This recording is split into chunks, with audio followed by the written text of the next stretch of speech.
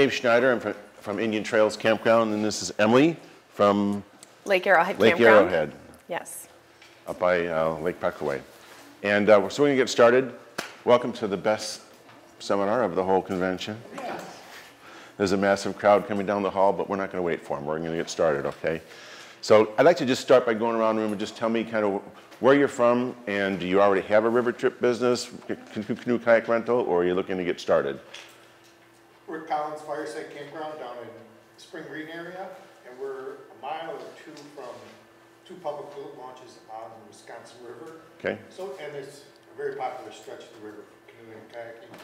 However, there is we send everyone to the local, there's several local outfitters.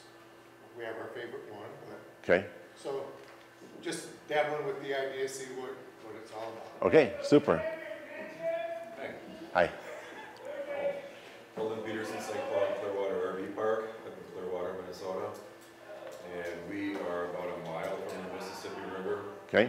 We have a gentleman in town, Clearwater Outfitters, that comes in and picks our campers up and takes them out to a small lake for a couple hours. Lets them kayak, paddleboard, or canoe if they've never done it before. So okay. Just kind of wanted to come in and find out what this was about. All right, sounds good. Well, I'm Shorty from Two Rivers Campground by St. Cloud, Minnesota too. Okay. And yeah, we just started it probably 10 years ago. Okay. Probably a 2-hour trip. Okay. Going well. All right. I'm Chris from River Bend. We're right on the Crawfish River. Right now we currently just rent canoes. Okay. We've been talking about it because we're on the actual trail or book that they have as a drop-off, pick-off location. And okay. We're actually talking about trying to incorporate that. Okay. Yeah. Aaron Lockmiller, Lost Falls Campground, Black River Falls area. Yep. Currently have a canoe kayak tubing business. Okay. We're right on the Black River. You basically shuttle people upriver, and then they end up back on our beach. Okay. Okay, great. I've sold a couple boats to you guys. Okay. Joe Jorgensen, Wannabe Campground, RV Resort, Wisconsin Dells. Okay. We don't have anything like this near us or any campgrounds that I hear of that have canoeing, so we thought it might be something. All right. Okay. Well, welcome. Emily's going to start and go over a couple of things that they do at their park, and then I'll tell you what I do, and then we can share some ideas and make it the best seminar you've ever been to in your life. So go ahead, Emily. All right. Well, my experience is a much more simple model than Dave's. So we've got the expert and the not so expert. But just to kind of go through a few different things. So we are right next to the Fox River and pretty near the McCann, but we actually don't do the drop-off pickup river trip. We've kept it simple on purpose just because of lack of time and wanting to add to complexity. We have our own lake access on Lake Puckaway, and we just have a few rental boats. We do canoes, kayaks, stand-up paddleboards, as well as motorized boats and pontoons and things like that. We keep it really simple where we just do like a half day or an all day rental because we don't have staff that are right there to do like a shorter rental. It's worked out well for us over the years. I would very highly recommend if you're looking at adding some rentals and it works for your location, stand-up paddleboards are extremely popular. It's very much the trend right now and people get really excited about them. I was saying to Dave that we actually got our stand-up paddleboards from Devil's Lake. They sell all of their rental equipment at the end of every season, all of their boats and boards and those sorts of things. And so it was a really cost-effective way to get into it and try it without a big outlay. And we've had a lot of success with that. Another thing I just wanted to mention in regards to renting boats, if you haven't been and you would like to, or if you're not pushing them, I do find that while boats aren't necessarily the biggest ancillary point for us, it's a good one, but I wouldn't say it's huge, particularly the non-motorized boats. I do find that people are asking if we do that. It comes up at the trade shows, it comes up on phone calls. Folks want to be able to paddle, whether or not that actually turns into a lot of dollars when they're staying with us. I think sometimes people have ideas they're going to do more on their short weekend than they can actually fit in, but it's a really good thing to show that there's a lot to do at your park. And they'll look and say, oh, we can do this, and we can do this, and we can do this, and we can do this, whether or not they use them all. And so I definitely think it's a good marketing piece. And if you have it, you should be telling people that you have it. Other than that, just can kind of speak to some of our pluses and minuses. I would say certainly know your location. For example, we're on a big lake that can get kind of rough. Can get very windy, and so if somebody's renting a canoe on a very windy day, they're gonna fly down the lake, we'll see you later. And since we don't do like a trip or a drop-off, we definitely wanna let our customers know those sorts of things, because as Dave and I were discussing earlier, a lot of times the people who are renting your boats have not used them much, if at all. So just wanted to kind of bring up that safety piece as an important thing to keep in mind when you're planning this out for the first time. Other than that, I'm going to let Dave take it away and tell you about his business. Okay. Any questions so far? Yeah. You mentioned boat. What do you classify as a non-motorized boat? You mentioned. Well, so non-motorized boats, we rent canoes, kayaks, stand-up paddle boards. We have a couple of those goofy corkles that you can rent here. Okay. I think those are still technically classified as a boat and have like a limit of number of people and those sorts of things. So, versus we've got like a 14-foot fishing boat with motor, and we've got pontoons and those sorts of items as well. Mm-hmm. You see more going into the rental as far as more paddleboarding and canoes and kayaks? So I would say, I should have run my numbers before this class. I would say kayaks and stand-up paddleboards are both at the top, and then canoes. And I mean, it seems like canoes are starting to get talked about more again, so maybe they'll come back up, but it was sort of like, we've had the canoes the longest, then kayaks became big, we got the kayaks, those got rented a lot more than the canoes at that time. And then paddleboards were talked about all the time. We got the paddleboards, now those are in. And we do have a lot of people who will rent a variety of options, and they seem to like having those options. For example, if you got a family with like a little kid, they might want a canoe because it's easier to sit the kid in the middle and paddle the canoe versus the kayak. You might be worried that kid's gonna stand up and everyone's gonna end up in the lake. So, yeah, but I would definitely say if you're gonna get one thing, you know, maybe kayaks or stand-up paddle boards rather than canoes. And where do boats rate into that? That whole different? I'd have to look at number of rentals. Pontoons are a really big part, though, for us. Our lake is really great for pontoons, and I would have to look at number of rentals versus income, because, of course, we charge a lot more for a pontoon rental than we do for a kayak rental. So. But I would say pontoons are far and away the most popular. The fishing boats, not super popular at this point, but they definitely get you some. So, but it's nice to have options. And sometimes too, folks will come in and they want one thing and we're out of that and we can offer them a different thing. So, I don't know, it's nice to have a little bit of everything, I guess. And we don't have a ton of boats. We have about 2 to 3 per kind, so enough to give us a little bit of options. But I don't think that if you want to do a simple one like us, that you should worry that you have to have a huge outlay of cash to buy like 15 boats, because I mean you could start it with just a couple. Yeah, you can see with what works. At our place, as far as our lake rentals, we have a private 15-acre lake, and we have 7 rowboats that people can rent for fishing. We have 3 canoes, and I have 4 tandem kayaks and a dozen solo kayaks. And they're all just locked up down at the lake on a special rack that I built with chains and locks. They go up to the office, they pay for their boat, we give them the key, they go down there, they take it off the rack, they go use it for the hour or 2 or 3 or 4.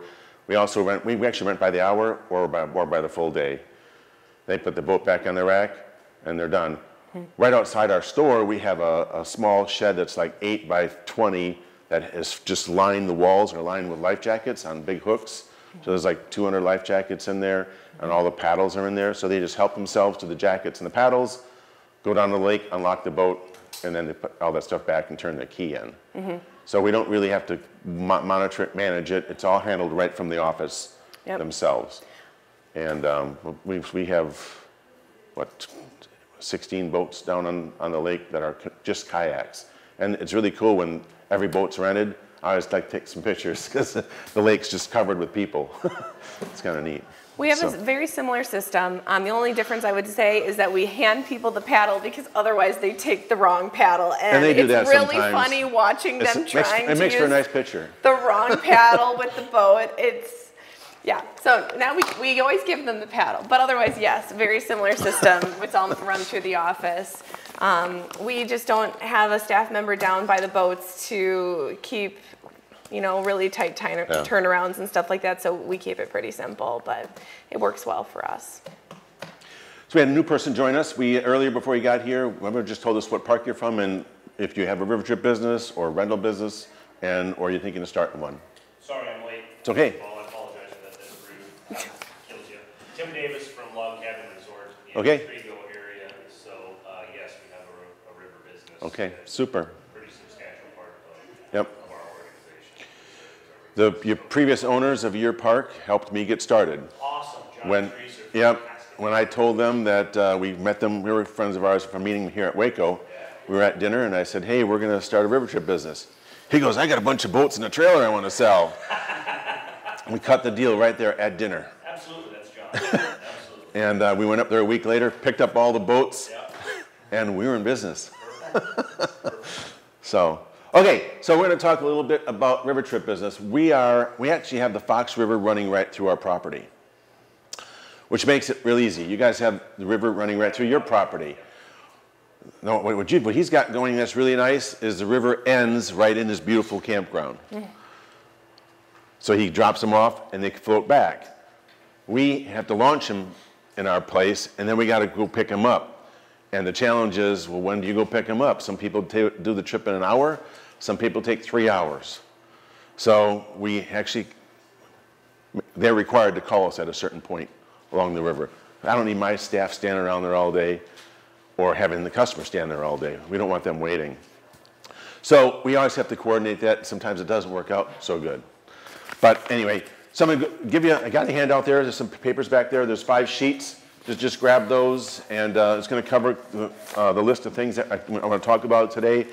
I'm going to kind of spill my guts here, and I'm going to try to follow this sheet the best I can and tell you about how it is that we got started and everything I've learned so far about doing this. We started actually, before I start, can you tell us your name, sir? And what park you're from? Blue Top Resort in Fremont, East of Okay, and do you have a river trip business or a rental business of boats? I'm buying the campground in 2 weeks. Okay. I bought a bunch of kayaks and boats. Okay, all right. All right. So probably. So. Congratulations, and also we're Yes, sorry. congratulations.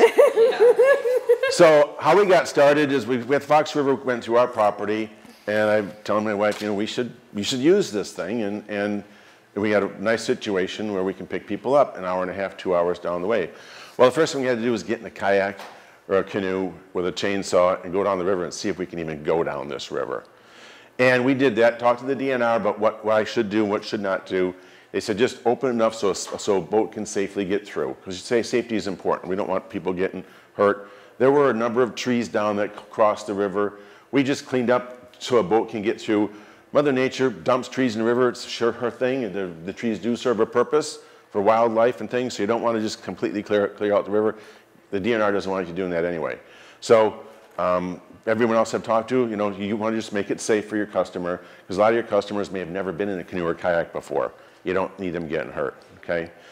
So when we got started, you already heard how I got started, right here at the Waco at the table. We bought 10 canoes on a trailer from that campground, and I bought some little kayaks for renting down by our lake. We still have all those boats. We don't use them very much, but sometimes we get a really huge group. Now I've got a whole pile of boats. We have about 80 boats now. And if I get a big group, massive group, I've got the boats sitting there. They're already paid for. They're not costing me anything. No point in selling them. So we continue to use those. I went out and bought an old van for $1,100, and we used it for the first couple weekends. And Father's Day came along, and it was Friday on Father's Day, and I called my wife and said, we're going to get killed. That one van isn't enough. I went on Craigslist, and I started looking for 15-passenger vans. In about 15 minutes, I found one in Watertown, Wisconsin for sale. I called the lady. She didn't answer. She calls me back a half hour later. I said, I want to buy this van. I want to come down and look at it. Jumped in my car, drove an hour to Watertown, met the lady. It was her. She had like 9 kids. They were selling this van. And I said, well, I want to buy it. I made her an offer. She accepted the offer, said, but I need this van like now. I gave her the keys to my Jeep. She gave me the keys to the van. I said, I'll meet you at your bank Monday morning. We'll settle up. And I took off with the thing. And we ran all weekend like crazy. We now have 5 vans. So we just keep adding them. I buy my vans on wisconsinsurplus.com, sometimes sight unseen. They're from the Wisconsin Van Pool, Department of Administration, Department of Corrections. Get pretty good deals on them. I think the most I've paid for a van is $8,000. So it's pretty nice. Are they really old? They're usually 5 to 7 years old. Yeah. Now, we put about 1,600 miles a year on each van. I think it'll last me the rest of my life. I buy them with 115 to 150,000 miles. My biggest expense is gas and changing the oil, which you should do every 1,500 miles. You said an hour and a half, 2 hours, that's not drive, that's a float. No, that's a float trip. How Yep. far do you have to go to Canoes? It's a 6-minute drive to the pickup. Well, maybe probably eight minutes to pick up and 8 minutes back. So it's not that far, but it's still time. So we ended up starting with, I also decided, since I wouldn't be buying boats, that I'm going to become an Old Town dealer. So I did. So I started all those boats down on my lake. I have that as a rental, as a demo fleet for Old Town. Okay? And I'm going to sell boats. I got to buy them anyway. My may as well buy them wholesale. So I bought one every kind of boat, put them down by the lake. People started coming and asking me about boats, and I'm taking all this time, and 10 people will come by, and I'll spend an hour of my time with each person, and maybe one will buy a boat. I don't sell kayaks now except when I'm done using them. Now, here's my price. That's the boat. Take it or leave it. I don't have time to spend selling kayaks anymore. There was no money in it. There's barely any margin anyway by the time you pay the freight. But I have offered, and I've sold a bunch of boats to other Waco campground owners, because I buy every spring. I put in a big order. I'll get half a semi-load of boats, and I combine all the orders from Waco campgrounds on one shipment just to save on the freight, and I save them money. So I've been doing that for the last 9-10 years. It's worked out pretty good because I get to buy some boats, I save a little money on freight, and I save the other campgrounds' boats. Save money on freight also. So, but that's just a little side thing that we do just because it's easy to do, so because you're buying boats anyway. So that's how we ended up with Old Town Canoe, and that's how we get our vehicles. The trailers, I ended up shopping around for trailers. I ended up buying our trailers from a place called Magneta Trailer in Hull, Iowa. You have to assemble them yourself. Not a big deal. I've got some pictures of those, and I'll talk about that a little bit later. Okay. So a couple of things about river route selection. I told you we launch at our park, and then we have to go pick up. And there's some challenges with that because we have to. Our speed limit is 5 miles an hour in our campground. Okay. We have a 1 mile loop around our lake, so it takes a while just to get down to where our drop-off point is. Our drop-off spot is by some campsites. So we used to launch whenever somebody wanted to go when we first got started. Finally got smart. After five years, we have 2 launches a day now. 10:30, 2:30. That's when we go. When the first year we did this, every time someone wanted to go, we jumped in the van and went down there and sent them on their way. And it was crazy. It just doesn't work when you get the volume. So if you have a business like yours where you launch and they come back, it's nice. They show up. When they show up, they show up. And that really helps keep your labor costs down. When we go to launch, we have to unload the boats on a hill. We got to carry them about maybe 60, 70 feet down to the river. A couple boats at a time.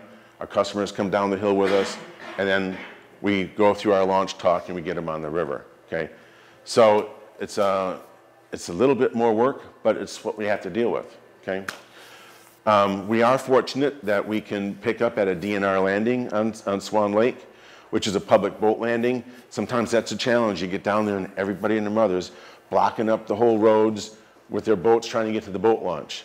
And we have to park right next to the shore in order to pick up our people, okay? Sometimes you get down there and our pickup spot is covered in power boats. And we just politely say, hey guys, we got 30 people coming in here in the next 20 minutes. Can you give us some space? And 99% of the time, people are friendly and they'll give our people some space to get in so we can get them out of there, okay? We originally started picking up on the other side of Swan Lake at the golf course. They had a little boat launch below the clubhouse. And after I sent a group of 60 there at one time, and the president of the country club like, time out, we're done with you guys. You're not picking up here anymore. Well, if there wouldn't have been a DNR landing directly on the other side of the lake, I'd have been out of business. You gotta have a place to pick up. And it's a state-owned piece of property, it works out really great. So we got kicked out of the golf course. Oh well, I still go there and hit a few balls every once in a while. So I'm gonna kind of run down our list now. River out selection, we have 2 trips. One starts at the campground and ends an hour and a half, 2 hours later. The Fox River continues from Swan Lake down to Portage, so they can go on a 4-hour trip. 90% of our people do the hour and a half, 2-hour trip. 10% will do the 4-hour trip. We do have two more sections of the Fox that we will offer people that if they want to do it during the week. They can start in Portage and go another 2 hours up to Governor's Bend County Park. It's a beautiful stretch of river. Or they can go another 4 hours up to another pickup spot we have north, closer to Montello. I've only had a few people do those longer trips because I can only do them during the week. On the weekends, I'm just running like crazy on that hour and a half trip. And you can't take time out to make that further drive, okay? But we do give people some options. We used to give people the option of going on the Wisconsin River. Nobody's taken me up on it. I had to put the price way up here because it's a lot of extra driving for us. It's too far away. So we found people just want to do, most people just want to do that short 2-hour trip so they can spend time at the pool and doing other things at your campground.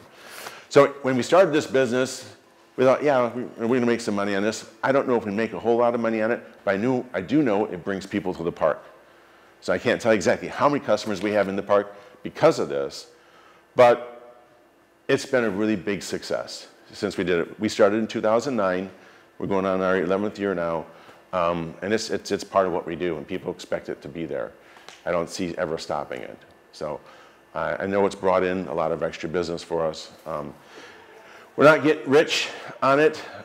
When we started, we didn't allow any outside customers. It was just for our campers only.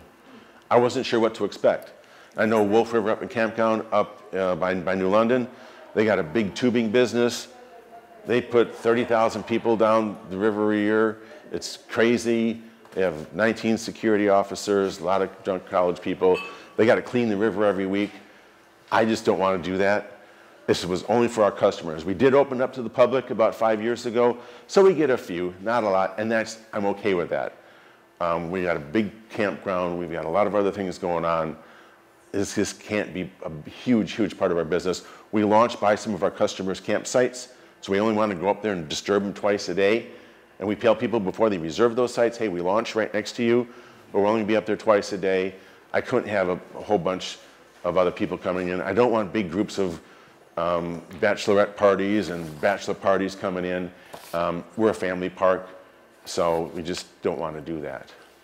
Your tube business, that people that put the tubes in, Yeah. are they upstream or downstream? Well, Your paddlers, do your paddlers have to deal with tubers? no, we have no tubes on our river. We are the only people that use our river.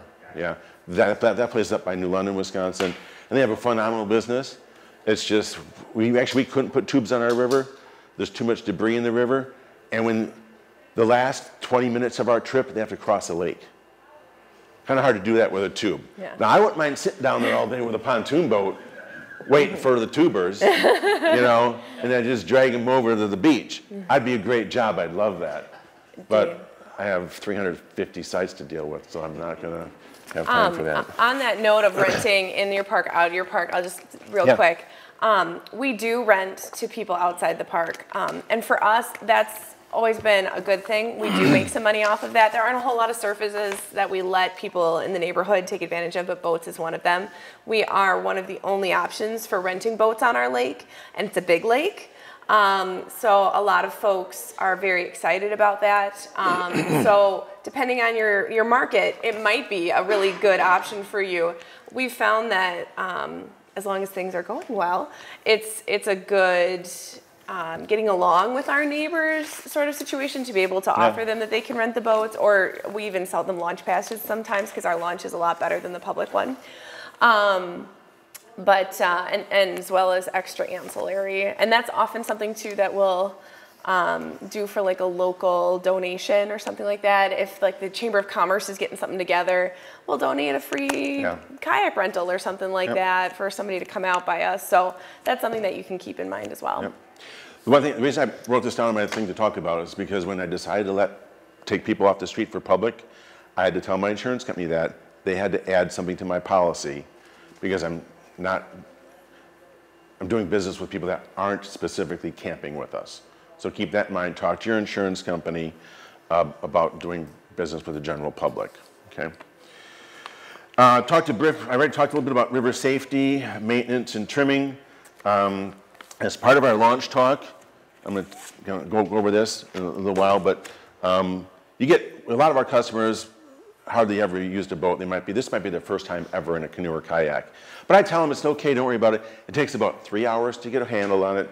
It's an 1.5 hour trip. And they kind of look at me, and some of them get it, and some of them don't. But I always try to put a lot of humor in it. So you want to make sure the river is safe. I tell my staff, if you don't think this person should go, we don't let them go. We just tell them, really sorry. I don't think you're going to be successful on this trip. I think it's beyond your skill level. And we tell them no. And they're just going to have to deal with that. We do not let anybody take excessive amount of alcohol in the river. 2 guys in a 24 pack, no, you're not going. If someone shows up already drunk, you're not going. I don't need it. It's just going to become a headache for me. Little problems turn into big problems. So you really got to make sure that people have the ability to do it. I've had people, sometimes you have a very, very large person get in the canoe and literally they flip right there, trips over. We're not going to try this again. We've already had a couple of situations we had to go out and rescue people because they can't finish it. We've had people leave the boats on the river and jump in another boat, and then we got to go get our boat. So we've learned you just got to listen to your inner voice, which is hard to do sometimes. Sometimes you just say, I don't want you going. How well does that go over? Doesn't go over very well always, but you know what? I don't care. Yeah. It's going to turn out to be a nightmare.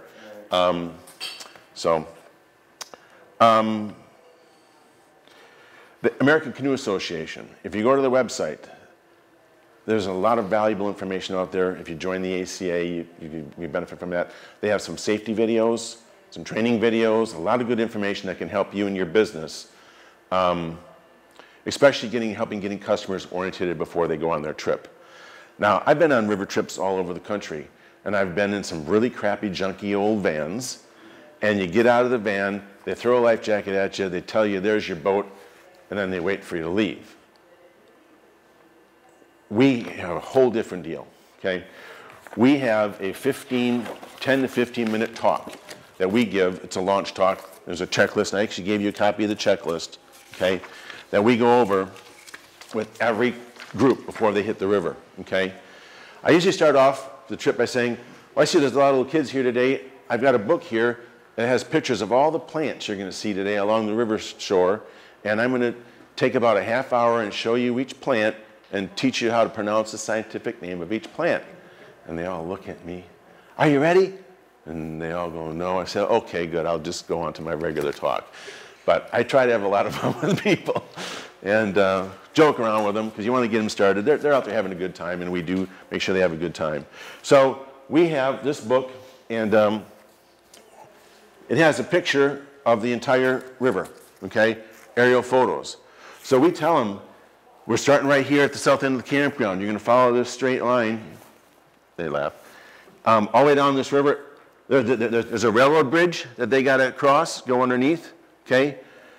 I tell them where the eagle's nest is. I show them when they get to the lake, there's a sandbar there. That's where these people are standing on. This is right where the river enters Swan Lake. They can stop, hang out in the sandbar for 15, 20 minutes. I can see them all there. Then you can all come across as a group. So we all get on in the vans at the same time, okay? So we show them with a satellite photo. I tell them for the old people, we got a little bit better picture, you know. We show them right where they got to go, because this is the DNR landing right here where the parking lot is. Right next door, there's a boat club. If we tell them, don't go to the boat club, I can't get in there to pick you up. If you go there, and I've had people go there, you'll be waiting all day, because I can't go there to get you. Paddle 2 more minutes over to the DNR landing. So people love pictures because they can see where they're going. This is the picture of the old railroad bridge. There's only, I tell them, you got to stay to the right-hand side to avoid the underwater shin location devices on the left, okay? So they love the pictures. Once they get on the lake, this is the picture of the place you don't go. This is the boat club. Don't go there, otherwise they don't like you and I can't come and get you. I show them a picture of the pickup landing. I said, you got to go to this little beach. There's a boat launch here. Don't go there by the wood dock. You go by the beach, and there's a van there with 2 hot guys in it. Obviously, I ain't one of them. But they're there to pick you up, okay? So that's what we give them. When they go on the 4-hour trip, we tell them, here's the 2-hour trip. You stop. There's a porta potty there. You keep going. You go on the 4-hour trip. Keep paddling down under the lake. It's another 1.5 miles to the other end of the lake. You jump on the Fox River again, another picture. It shows them that, goes like this, shows them the rest of the way. There's another railroad bridge. I tell them that's where you make your phone call to me, because you've been gone. Some people take 7 hours to do this, some take 3. I can't be sitting down here all day. So you call me at that railroad bridge and you tell me where you're gonna get out. They can get out right here after the highway, or they can paddle up around the bend here to where the Portage Canal tees into the Fox, okay? So we've got this down, and then I show them a picture of, that's where you make your phone call, another old abandoned bridge. And then another picture close up of where the pickup spots are. And then this is the approach to the bridge. That's the first pickup spot. I want them to physically see what it looks like. Last year, the first time, we had a family go down and their 13-year-old kid went way ahead. He missed this pickup spot. They called me. I had called the sheriff's department. I had to put sheriffs on the bridges, on the rivers north of this point. We found the kid after 2 hours. He went right on by. So now we tell everybody, you will use the buddy system. Don't ever go off on your own. It was getting dark. We sent one kid, one of our employees, into the hiking trail to try to find him. And this is the final pickup spot. And we tell them exactly where to get out. You can't get out anywhere but this little spot right here because it's the safest place to go. So we use a lot of photos so that people do this job right. It takes about 15 minutes to go through our presentation. The other things that we go through on our launch talk are right here. So we tell them we're going to launch them as a group. We launch up to 48 people at a time because we have 4 vans that seat 15. I got a few employees. I'd like to make one trip. Occasionally we've gone up to 60. It gets more difficult because you got to go back and forth a couple of times. So we limit it to that. It works out pretty well. So we launch people as a group. We tell them what kind of wildlife they're going to see. We tell them to watch out for the eagles. We tell them, our little kids, I always say, you know, eagles, they're up, they're soaring around in a big circle. You know what they're doing, right? They're looking for food. And what do they love? Fish, right? Mm-hmm. They love dying for fish. And by the way, they love oranges. Well, anything orange. Of course, everyone's standing there wearing orange life jackets, right? Kids get a little freaked out, but we have fun with them. So I always tell people, hey, you canoe people, there's a long paddle and a short paddle. One's 54 inches, one's 60 inches. Do you know what the difference is? And which one goes in which end of the boat? Nobody ever knows. And I say, well, the long one goes in the front, short one goes in the back, but you know what the difference is? And they all look at me. 6 inches. Again, we're having fun with them. Kayak people, I always tell people, 95% of the time when people get in and out, or they tip over in a kayak, because people think kayaks are tippy, It's been to get in or get out. So I say, who's never been in a canoe or kayak before? And the kayak people will raise their hands. I say, you're going to launch first because this is no fun without an audience. So we have fun with them. I also tell people about wearing the life jackets. I make sure every person has their life jacket on properly, okay? I tell them 12 years old and under have to have their jackets on. Everybody else doesn't have to, but I tell them, for me, please put your life jacket on when you cross Swan Lake. It's a 20-minute paddle. It's 90 feet deep, and we are only licensed by the DNR to use the top 2 feet. Some people think that's a little morbid, but they laugh anyway. So safety is really important. We don't, again, we talked about no drinking. We tell people this is a clean river. You should not see any trash. If you can safely pick up the trash, only if you can be done safely, pick up a can or a bottle, but you should not see any trash in the river, and you don't. We keep it clean, our customers keep it clean, and we tell them, we started a Buck a Boat program with the River Alliance of Wisconsin when we first opened. We donate $1 to the River Alliance of Wisconsin for every boat we send down the river during the year as a donation to help them, okay? We don't give all of it to them. We split it up now between a couple of river groups, but we still donate every year for everybody, for all the boats that go down the river. It's just something we like to do. The next thing I do when people are getting ready, the people who have never been on a river, I tell them, I'm going to make you a navigation river expert right now. I tell them, where's the deep water? Is it on the outside of the bend or the inside of the bend? And I give them a point for a correct answer. Some people say in, some people out. I tell them, well, the deep water is typically on the outside. Not always, but you want to stay in the deep water because you don't want to get hung up on rock, sandbars, and logs. If you see ripply water and smooth water, where you want to be. And then I tell them light water, dark water. Okay, where do you want to be? It helps people get down the river because you got to pay attention. Otherwise, you're going to be hung up all the time. I also tell them what happens if what they do if they tip over. If you're around a lot of trees, you don't stand up. The current, if you step down in a tree and you get your foot caught between 2 logs and you don't have your life jacket on, you get pushed over by the current, you're a goner. I tell people you stay away from trees. I give the old, I say, who knows how to make spaghetti? And they go, okay, I know how to make spaghetti. So you take the noodles and you put it through a strainer, right? Well, you're the noodles and the tree's the strainer. You're going to be caught under a tree if you tip over and get caught in that thing. We don't want to have any accidents. We've not had an accident on our river. The only thing that ever happened on our trips was a guy got into some stinging nettles and then rubbed his eyes. And he had no vision. He couldn't see. He was in so much pain. So now I start off, what do you get when you cross genital nettles with a bumblebee? People, nobody gets it. One person's got it over all the years. You get stinging nettles. I have a picture of stinging nettles. I have a sample of it in my hand. I say, this is all over the riverbanks. Don't touch it. If you do touch it, don't rub your eyes. You know? So I want people to be safe. We also tell them, I say, who loves really cool bugs and spiders? And the kids will raise their hand. Cool, because if you crash into the long grass in the riverbanks, you're going to have the coolest collection of bugs in your boat by the end of the trip and spiders. Oh no, so now they know to stay away from the long grass or go into it. This is everything we cover on our little launch talk. So we tell them about all the trees down the river. There's like 50 trees down. You can go all the way through them without any troubles. There's one that goes completely across the river, but there's one little arch only one boat at a time can go through. I make sure they understand, one boat at a time only, and you don't approach it till that other boat's through. Otherwise, you can have a log jam. Pun, no pun intended. Okay. We tell them to use the buddy system. We tell them how to avoid the trees. We already talked about that. We tell them the land's privately owned, so they shouldn't go wandering off on the properties. We tell them, look, where they're going to find the eagles. We can tell them to stop at the sandbar. We tell them where to call. And that's about everything we go over on our launch talk. Okay? It takes about 15 minutes, but people that have never been in the canoe or kayak before, they need it, and they need a little extra time to understand what they're getting themselves into. Then we launch them. We actually hold the boats.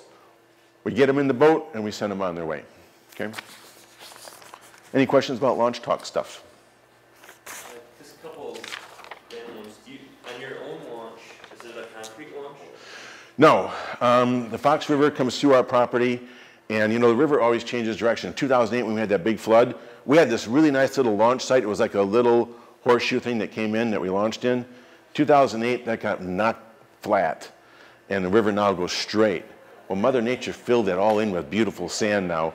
So yeah, we go down a little hiking trail, probably 60 feet, to a little sand little area now, and we launch right there on our river. I actually have a picture that I can show you. Okay. Okay, so that's our launch talk. We do provide dry bags and dry boxes. We have these little small boxes people can put their cell phones in. Sometimes they show up with a little baggy Ziploc thing, which never works. We want them to call me, so I'd like their phone to work. Before we launch somebody, the very last thing we do on our launch talk is I get a phone number from each group. I call that phone number from my phone to make sure it rings on their phone. They capture my number in their phone. I also have a record of the time they left on my phone, okay? Because we get busy, like, well, how long have those people been gone yet? They haven't called. So we call them. Oh yeah, we're hanging out at the sandbar. Or they don't call, or they don't answer the phone. They'll call us back. We'll send text messages. We have to be able to communicate with them. I know on Google Maps, you can now allow people to track your location. We might try that this year. I actually bought a couple of GPS trackers, and I put those in the boat. They never work too well.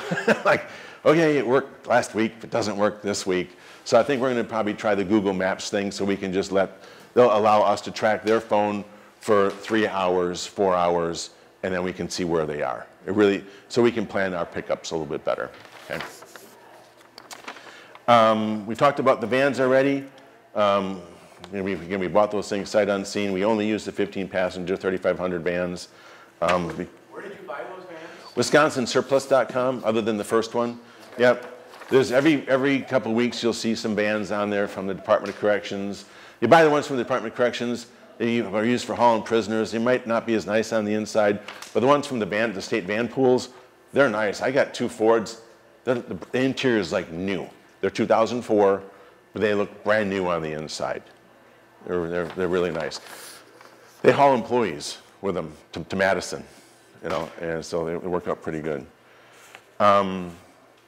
We already talked about canoes and kayaks, the Old Town discounts. What I've been doing the last couple of years, you see we have all sorts of different color boats. I've got tandems. We use Old Town T155s for tandems. We've got some canoes. We have a bunch of metal canoes. My staff like the plastic ones because they're a little bit lighter, and they also go over rocks and logs a little bit easier. We have some vapors, and we have a whole menagerie of different types of Old Town boats. Well, I decided what I'm going to do, and on this is our boat list. Everybody's got a copy of that. We've got 16 of the tandems. I've got 23 solos and 25 other canoes. These are the boats that we only use on our river trips. Then we have all the other boats that are down by the lake. I am standardizing for the solo kayaks. I just ordered more about 2 weeks ago. I've got another dozen blue vapors coming. And that's all I want now. I want all my solo boats to be the same color, the same size. Now, I picked these boats. So some of the Old Town boats have real small cockpits, and they're small boats. Well, when you got 40 people lined up, and that's all the solo people here, all your tandem people here, I'm starting to put people in the river, right? I'm getting all these people going, and all of a sudden I look up, and there's one guy left, and he's 300 pounds, and I've got this little tiny boat sitting here. Doesn't work. The Vapor is a nice Wisconsin boat for our cheese and beer crowd, okay? It's got the really huge cockpit. It's a 12-foot boat. It'll hold anybody we have. And they're all the same color. They're blue. So now when I look at all my trailers, I see blue boats. I can count my solos. I see orange boats are all my tandems. So I'm selling everything else on this list that's not a blue Vapor. It's just too hard to look at a trailer because I got a whole bunch of orange solos that are as long as my tandems. And we've had my crew get down to the river and, oh, I ordered a tandem. I thought that was a tandem. It was a solo. It's 5 miles an hour in our campground. It takes 30 minutes to drive the mile loop all the way back up to the store to get boats and come back down. they're now 30 minutes behind their group. Okay, and I want to mention this, we also used to allow customers to use their own boats because they could save $6, okay? Well, it cost me 10 times that amount because what happens on a busy weekend, I got to go unload boats off my trailer behind my shop. And now I got to drive to the customer's campsite, load their boat, which turns out to be 7 feet long, and I have to have 12-foot. My trailers won't hold anything under 10, and I don't even like putting 10-footers on. 12 foot is my minimum length. It's just now we tell people we just won't, you can't use your own boat. I don't want to touch your boat. I don't want to be responsible for scratching your boat because you put a scratch in your boat. You know, it's a problem. So we just stopped doing that. It's just not worth it. It takes too much time. I mean, it takes 12 minutes just to drive around our lake. So it just doesn't work. So we are standardizing our fleet, and it's going to make our lives a little bit simpler. Okay. Paddles. I've bought cavernous plastic paddles directly from the manufacturer at wholesale price. You don't got to buy retail. You can call Cavernous direct, tell them you're an outfitter, and buy the paddle you want. We buy all the exact same color, all the exact same paddle for the kayaks and the canoes. It just makes life simple. We know when we say a paddle, that's ours, okay? And I rarely have ever thrown a paddle away. Sometimes someone will bend one and I can't straighten it out. I think I've thrown away 2 paddles in 10 years. They're just great. I didn't buy them hot stamped with our name. I kind of wish I would have spent the money on that. I just, with a permanent black paint marker, I just write our initials on 3-4 spots. But it's okay. We haven't lost any that I know of. Life jackets. We just went with the orange vest life jackets, those wonderful ones everyone loves to wear. We didn't go with the whole vest type that you wear around with the armholes and everything. They cost a lot more money and they get stolen, okay? The orange ones, people don't steal them. I buy them from canoe-equipment.com, a place in northern Minnesota. They ship right away. If you call back and say, oh, I should have ordered this instead of that, it's already been shipped. You know, it's kind of like Amazon. You gotta know what you want. That's been the best place I've found to buy life jackets. People don't love the orange jackets, but you know what? You're only on this trip. Half the people don't wear them anyway. It's canoe-equipment.com. They're in northern Michigan. They're just throwing the boat anyway. They're not letting them argue. Right. Yeah. Well, the kids got to wear them, and I make sure they wear them right. Yes. With the whole boat issue, do you have to license all of them as well? Not in Wisconsin. Not in Wisconsin. A canoe and kayak of this size don't. Well, I meant the boats. I know the canoes and kayaks. Yeah. No, we don't have to. We don't have to.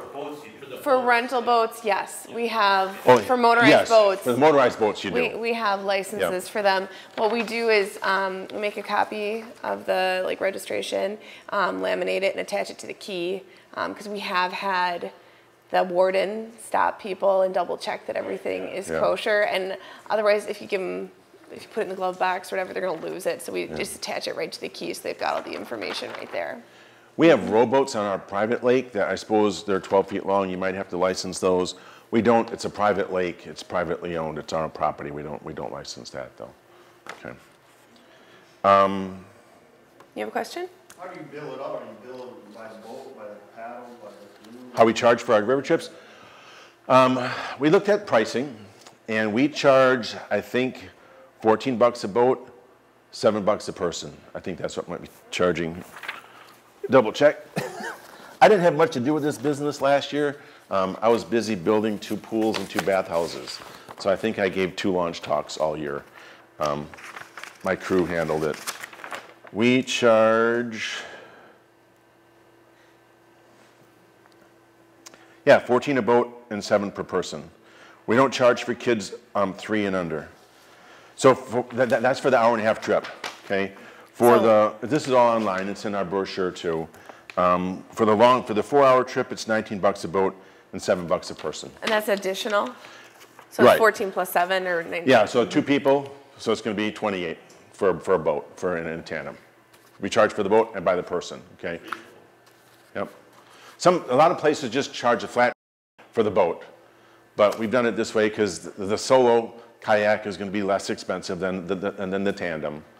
And the reason why I chose this kayak, if I can get there, we always offer to take pictures for the groups. They love that. And I always push the button once and give them a selfie. Just they love that. We used to pick people up at their campsites, okay? And that was we still do when someone's like an older person, they can't walk. It's a half-mile walk down to our launch site. We tell everybody just meet us at the launch site.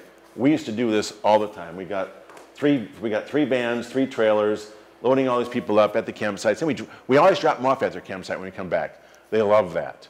I pull in the driveway and I'll say, you know, for an extra 20, I'll take you right to your site. They laugh. They give me their site number. But they love it. They take them right back, drop them off. Plus, it gives me a chance to drive that van around the campground one more time. People see those vans all day long, dropping people off. It kind of just keeps selling it. That's our launch site right there before the flood. That whole part of the river right now is all filled with sand, and we launch over here, back here. This is now an island. We knew how to work the computer. That's the 60-foot, so we got a blind all the way up, coming down. There's more people up on the hill. You just keep dragging the boats down one at a time. These are the trailers I bought from Magneta. So they sell this real nice dual axle 10-place trailer, okay? They got a paddle storage on it. But we do a little bit something different. I'm only going 12 miles round trip.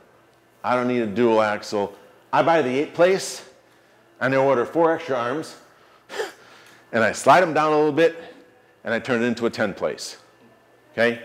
Then I take a 2x12 and run it all the way down the middle, okay?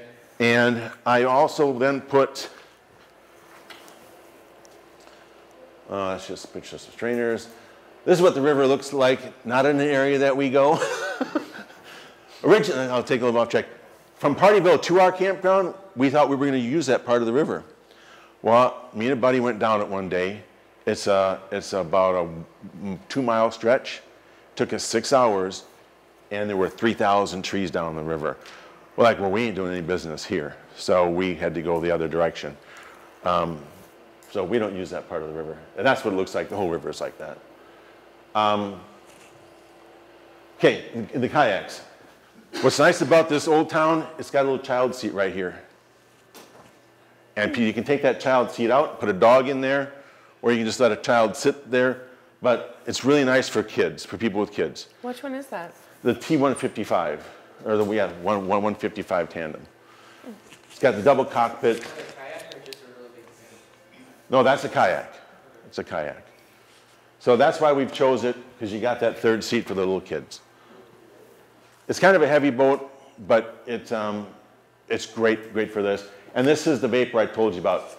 Huge cockpit, 12 feet long, a lot of room, because people sometimes show up with coolers and all these big bags.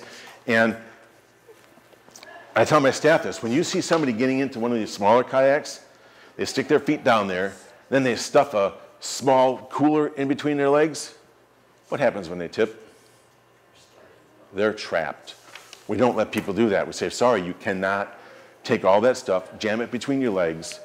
You really got to watch people, because they don't know. They just don't know. So we're always watching out for our customer, making sure they're not doing the wrong thing. So that's why we chose those boats. Also with the trailers, we told you we bought those 8-place. We converted them to 10s. Straps. I've tried buying straps from all sorts of different places. I've gone online to these trucking websites where the big rig guys buy the straps for those semi-trailers where they put all the big tarps over the loads and they strap them down. Oh, I'm going to buy those straps next. And they were expensive and they were junk after the first year. Okay? I have discovered this strap right here is the best one to buy after 10 years of buying probably 10 different kinds of companies. I forgot to bring one along, so I went to Fleet Farm last night and bought some. This strap is the most flexible, lasts the longest, it doesn't crack, okay?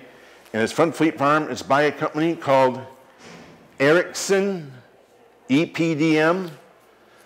On our boat trailers, something else we do, when we attach the boat, the strap to the boat, we crimp this down. So this end is always cramped tight, okay? The part that's attached to the trailer, we weld that shut. I've had them, over time, all the pressure on this S-hook is not made of the world's greatest metals. It will start to open up. I've had them open up, so we weld them all on there. Or someone takes them off, okay? So they're physically attached to the trailer? They're physically attached to the trailer. They can't even leave the trailer. This strap cannot leave the trailer, okay? Right. Now, a couple other things about trailers, okay? What we do is it's the driver's responsibility, and he or she is held responsible if a boat falls off that trailer. I have lost, personally, I was the first person to lose a boat, okay, on the highway. And I have a picture of that boat here somewhere. There it is. Brand new boat. A little lady in a minivan hit it. And I pulled over and I apologized, and she goes, "No police, no police." She was an illegal immigrant. She just wanted to leave as fast as possible. And she did. I did track her down, and I said, if there's any damage to your car, let me know, and she never did. So, but I require my drivers to personally check every single strap every time they start the ignition. Because what happens at the launch site is you get up there, some customer decides they're going to be helpful, okay? We have 10 boats in the trailer. We're going to use 8. Customer goes up, unstraps the canoe or a kayak. We don't use that boat.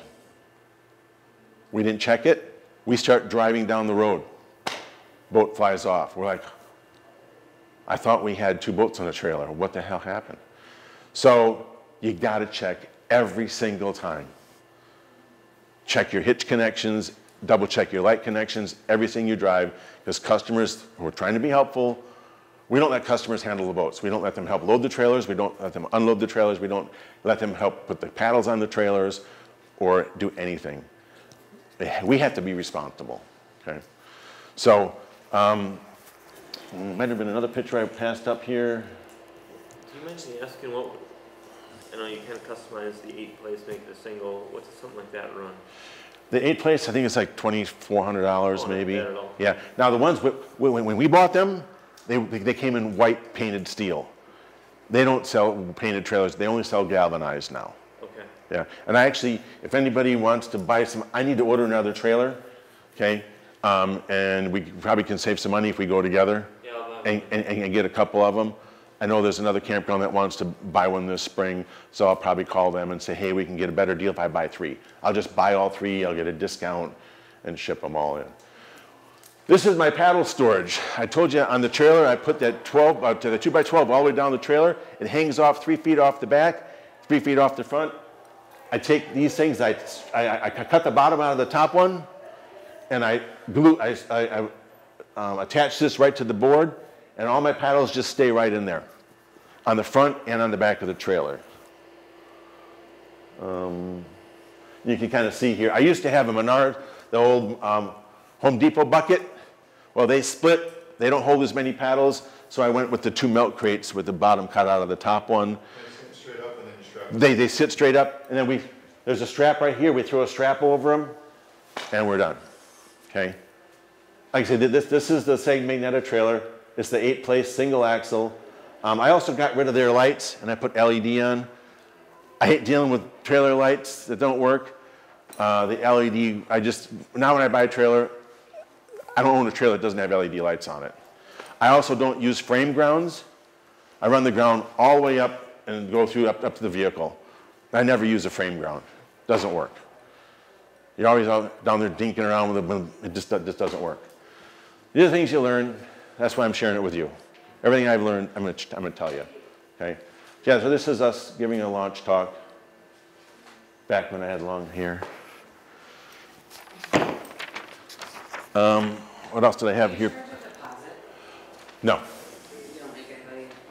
No. No, would create a lot more book work, yeah. I mean, we're dropping them off, we're picking them up, we know we got all our stuff. You know, I tell people, part of my launch talk is, you know, the trip usually takes an hour and a half to 2 hours. If you haven't called after 4 hours, 5, 6 hours, we want our boat back, so we're gonna come looking for you, you know. And if you're there, we had a person go on a trip last summer, and they were gonna go on the 4-hour trip. They started on the 4-hour trip, they got down the other lake, and they decided they couldn't do it. Well, I tell them, once you go past this point, you have to finish. Well, they decided to get off the lake at some private owner's house. They took the boat, walked a mile up the road. They left the boat sit in the ditch and walked back to the first pickup spot. My employees were on the lake for an hour in kayaks, searching the entire lake, looking for them, never found them. People don't think. They just don't understand. They didn't call, no nothing. And thank God nobody stole the boat. We have had a boat stolen from the launch site. It fell off the trailer, and somebody picked it up, and there's a little campground next to the launch site. Someone took the boat and stuck it under their RV. My boys they were going to go find the boat before telling me. They didn't call me right away. I went back there, we walked through the campground, we found the boat, and the person said, "Oh, that's our boat." I said, "No, it's not." I showed them where we had our name written on the bottom of the boat, and I said, "Do you want me to call the sheriff's department?" I mean, it's crazy what people will do.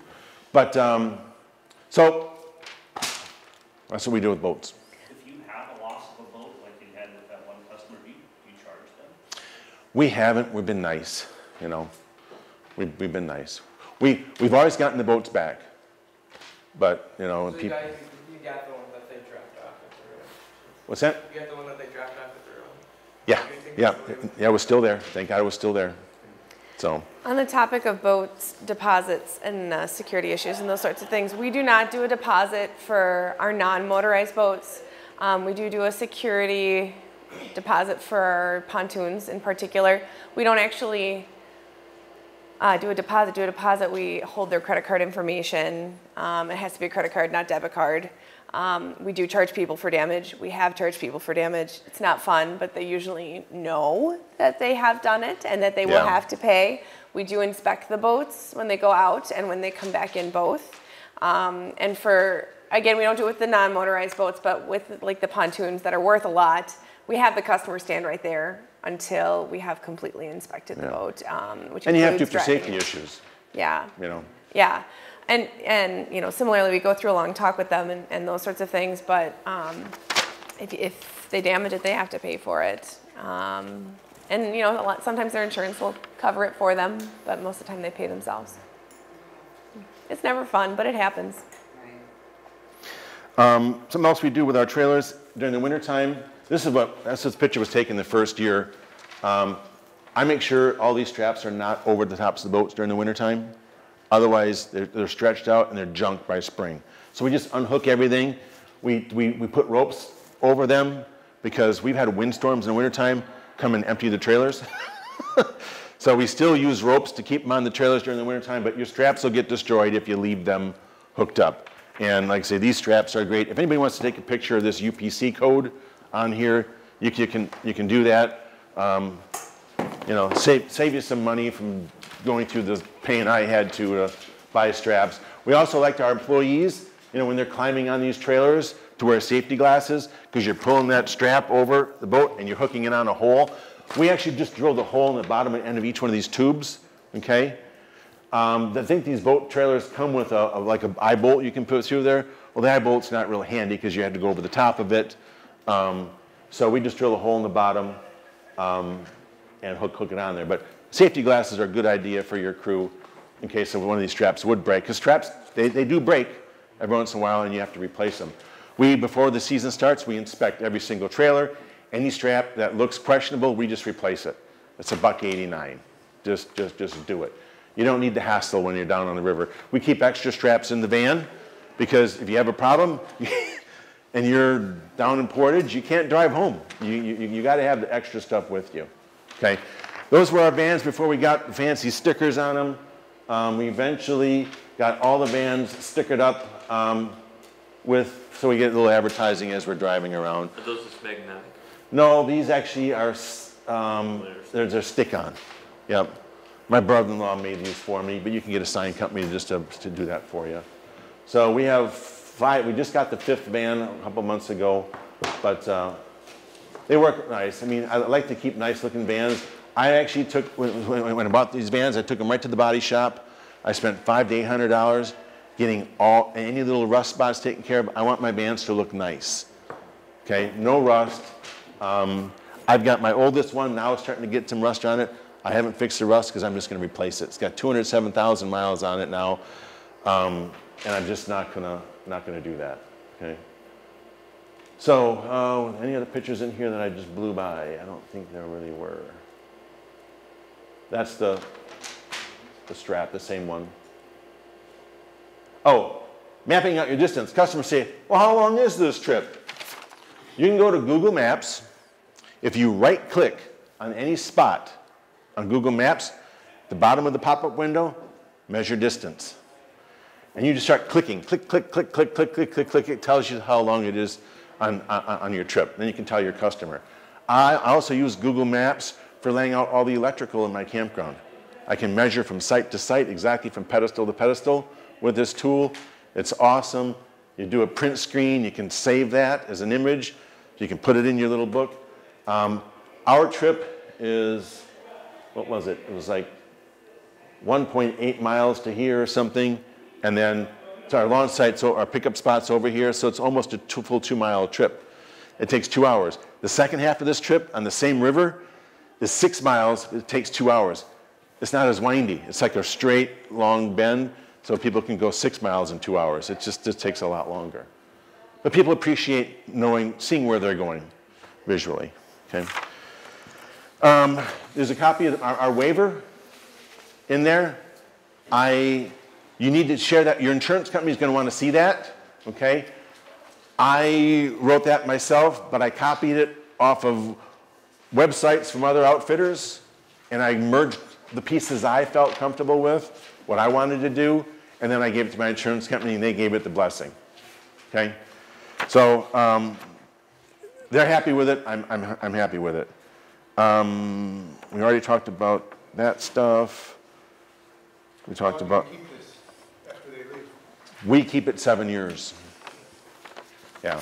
I know the statute of limitations on an injury is going to be 3. Now, like Bud Steyer, he had a tubing business up by Tillida Falls on the 3 years or 2 years and 364 days after some lady hurt her ankle, filed a lawsuit against him. She won, cost him $90,000. He didn't even know it happened. She never even reported it to him. So we've never had an issue. In our launch talk, we cover all the safety stuff feel people need to know. Maybe there's even more we could be doing. But the waiver's important. They got to follow the rules. They can't be drinking and being inebriated. It's just going to cause a problem. So that's our waiver. So I wanted to make sure you had a copy of that. This form I showed you earlier, this is all our boats. When the ladies in the office take the reservations, we block out the times on this sheet. I only have so many boats. They can't rent the 17th tandem. Someone's going to be unhappy because there isn't one. So this thing is all filled out and blocked off with the names of the people as they take the reservations, and then so that they understand how many boats they've got rented out, and we don't end up finding ourselves short. They do that with the canoes, the kayaks, and the tandems, okay? This is our log sheet, okay? This is what they also fill out in the office. My drivers are not allowed to launch a group without this piece of paper in their hands or on their phone. Lots of times we'll be heading down to the launch site already. Someone calls in. We'll have extra boats in the trailer. They'll call us, hey, do you got an extra 2 tandems on your trailer? Yeah, I got 2 extra tandems. Fine, add them up. They fill this log out. They send a picture of this form to the cell phone of the driver. They've got to have that with them.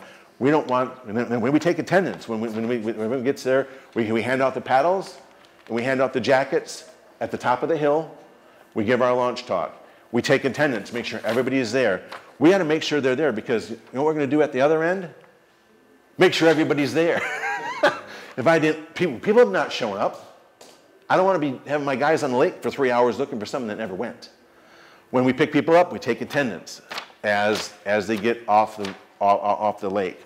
So we know exactly who they are, what their site number is, where they're getting launched, where they're getting picked up, what kind of boat they have, how many adults, how many kids, their cell phone number, the date, and when they're going to leave and what's happening. So we have to have all that. Okay, it's our way to keep track of what happened. And we saved this forever. Well, for 7 years, it stays in our records, okay? Dave's talked a lot about rescues and dramas. I have? It happens, for sure. And I just want to throw out there, in case you haven't thought about this, it's a good idea to have a boat for rescues set aside rather than sending out 100% of your boats, because then a customer calls up and they are stranded somewhere, yeah, I suppose. and you need something to go get them with. We've been fortunate, when our customers hit this lake, they're on the sandbar, some of them, oh, they can't make it. Well, there's usually a lot of pontoon boats hanging out at that sandbar. We've had people on the lake just give customers rides, dragging their stuff.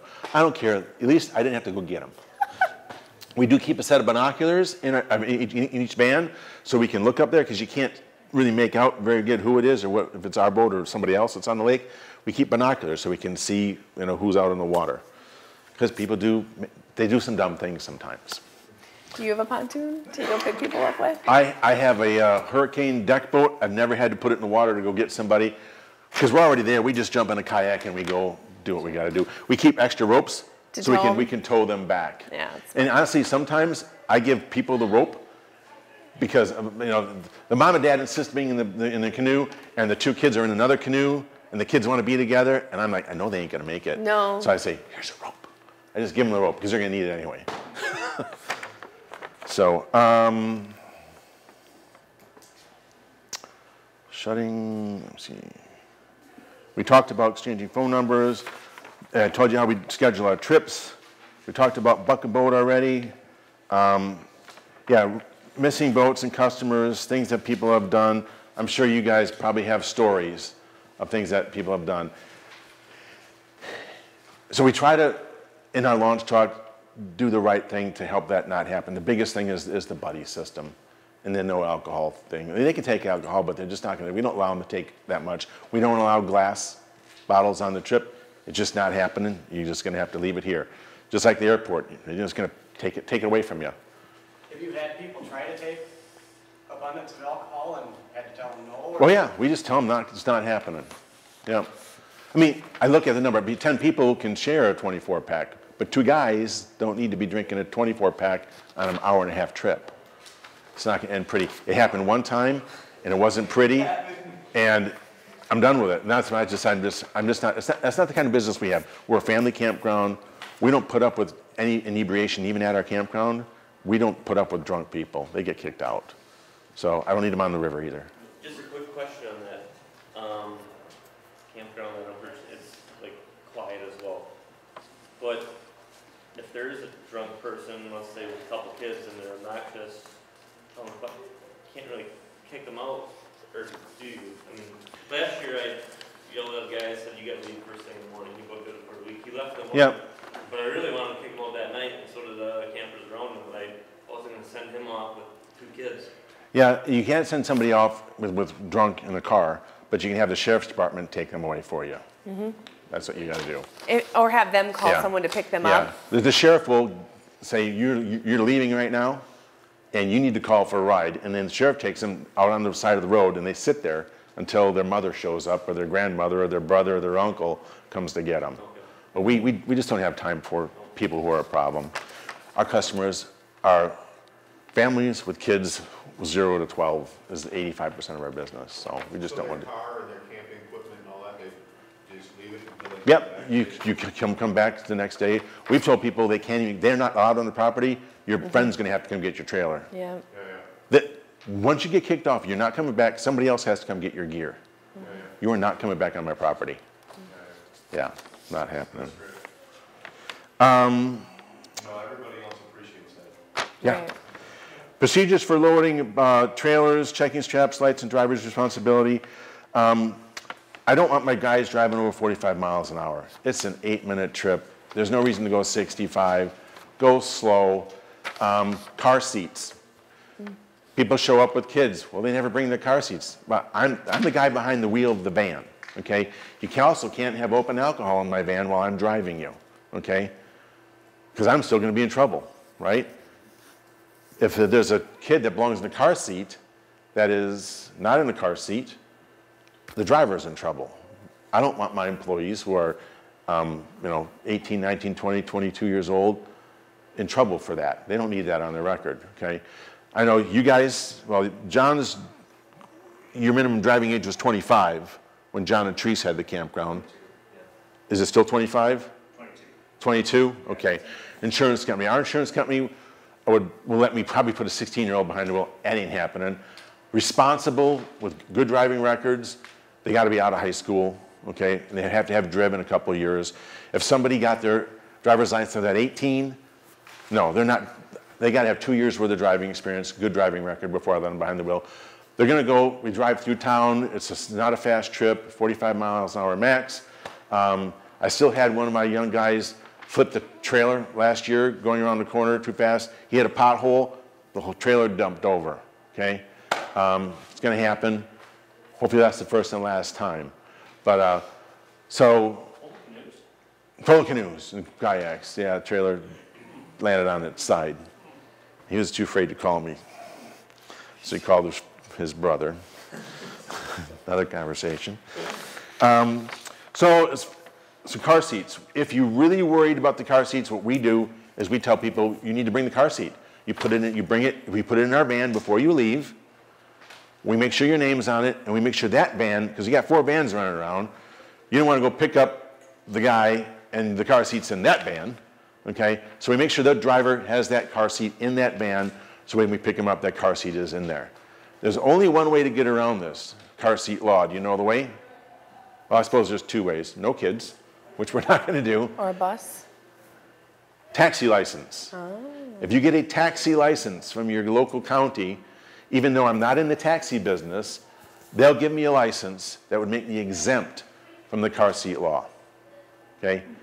Now, I haven't done it yet, because we just tell people, bring your car seat. That's the right thing to do, okay?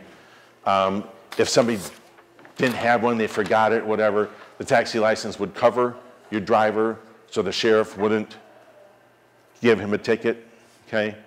I don't know if it's really worth it. We've not given anybody any reason to pull us over, okay? We only had one situation where we had 16 people in a 15-passenger van. You know, it's like, oh my God, what are you going to do? You know, and there were a lot of little kids. So we had they weren't like packed in there. It was a lot of space and a lot of room. But you don't want to overload your vans. You have to have a different license to drive a vehicle with more than 15 people in it. So you were actually stopped? No. Stopped your van? No, we've never been stopped for anything. No reason to. I'm sorry, I thought we had Yeah, no. We came back with that one time we had one too many people. Didn't realize it till they were already on the way back. Hard to count the heads, sometimes. But you can't drive with more than 15 people in a vehicle with, I think it's a CDL, right? You have to have a commercial license. So we don't have any big buses or anything like that. Okay. Could you do that one? Get a big bus? Some places do. Yeah.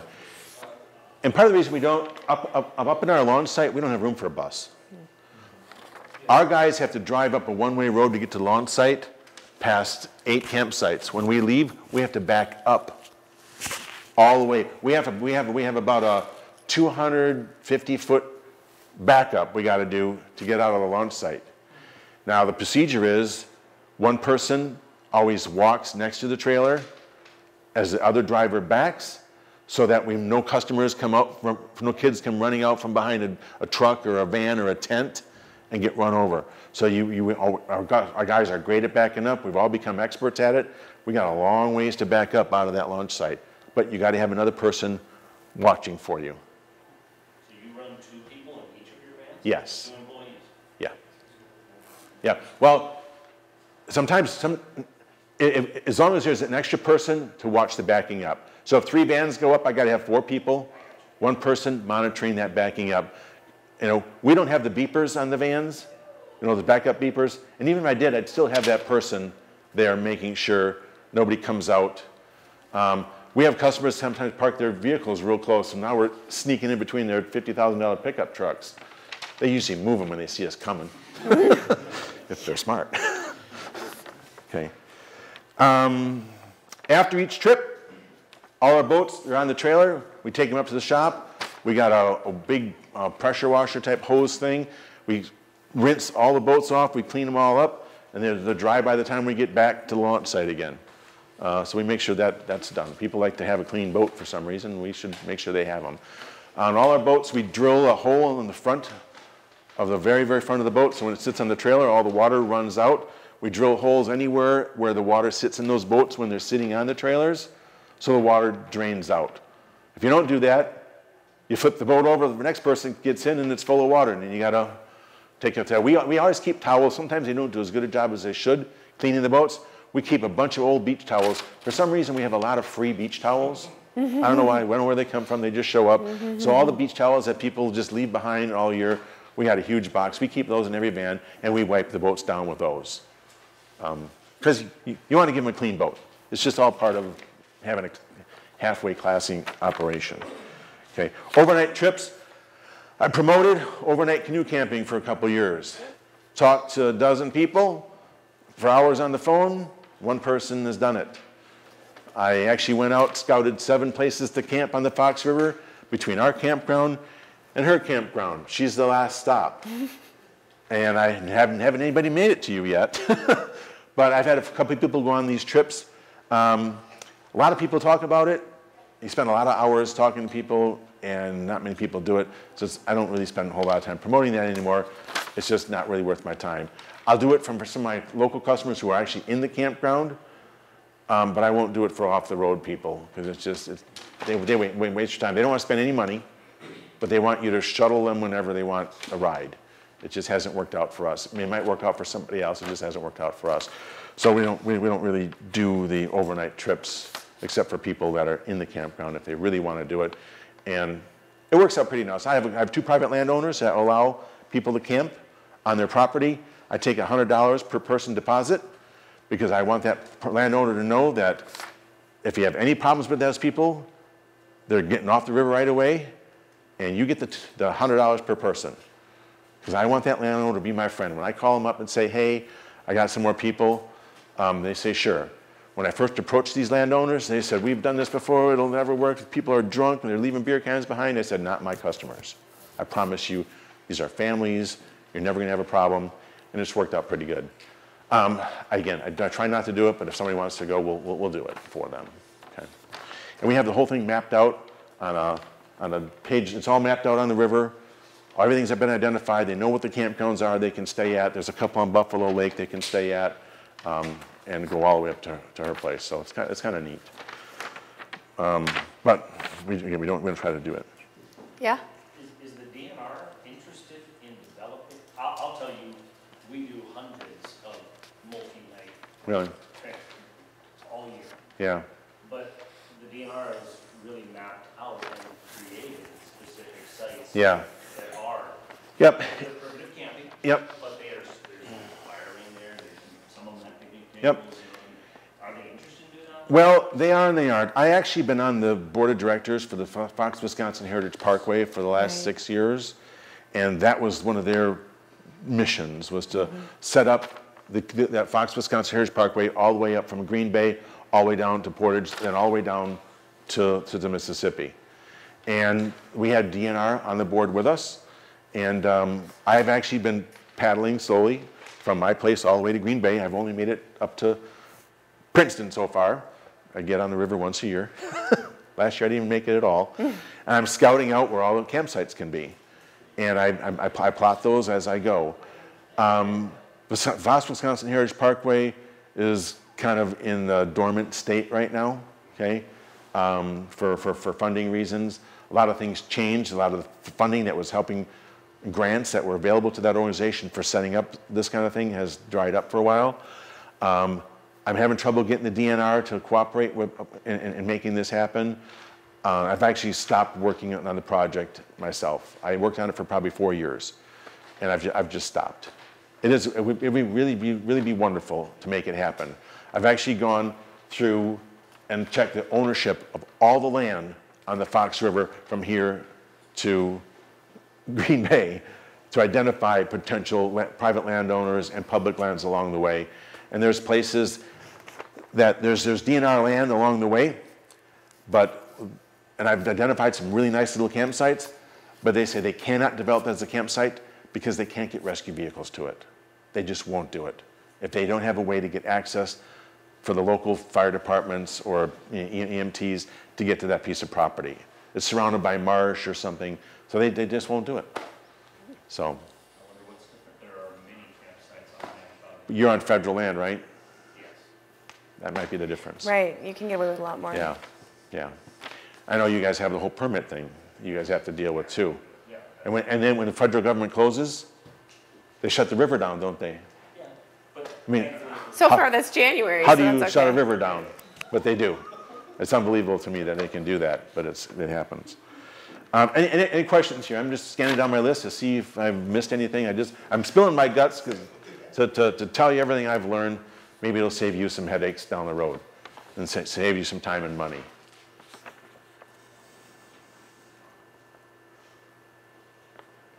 Have you ever had a floating dock for people to get in and out of kayaks? It doesn't really look like your spot. You would need that. No, we have just a little sandy drop off. It gets kind of slick in there sometimes, but no, we don't have a dock or anything down there. I feel like that'd be harder to get in and out of kayaks than having it braced against the shoreline. The couple of the campsites along the way between our place and your place, there's a Oak campground or whatever it is on the North Shore. They have a dock there.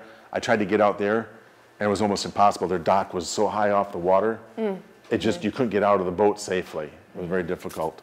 So yeah, we haven't really concerned ourselves with. It's a big problem on our lake. Yeah. I mean, our lake will change 4 or 5 feet in a season regularly. So now, the Fox River, our water level changes drastically. We can go down there on a Thursday, and the water is looking really low. Friday morning, it's 1.5 feet higher. There's a dam in Partyville, a hydro dam that opens up based on the level of the lake upstream, and I can come down there, and 6 hours later, the river's gone up 1 foot. It also goes down 1 foot. So people will say, hey, how's the river day? Looks great. I get down there and go, who pulled the plug? Now, even during the drought of 2012, we were able to run all summer. There's always that little channel down the middle where people can get through. Now, this river will be over the banks. We have a hiking trail along the shoreline. It'll be 1 foot underwater in April. Last year, we had a couple of huge rainstorms. The business for the first year, we were down in 10 years. Last year, we had a down year. 2 reasons, because we opened 2 brand new pools. So everyone was sitting by the pools, and we had a lot of rain. So we had to shut the river down. I can't put people on the river, inexperienced people on that river. So if that river is too high, we just don't go. You're out of business. That's part of it. And we have to make that call. And people say, oh, I'm an expert kayaker. I don't care. I'm not putting my boats down the river right now. So we just don't do it. we are about out of time. So Any other questions? Thanks for watching the clock. I haven't been watching it. No problem.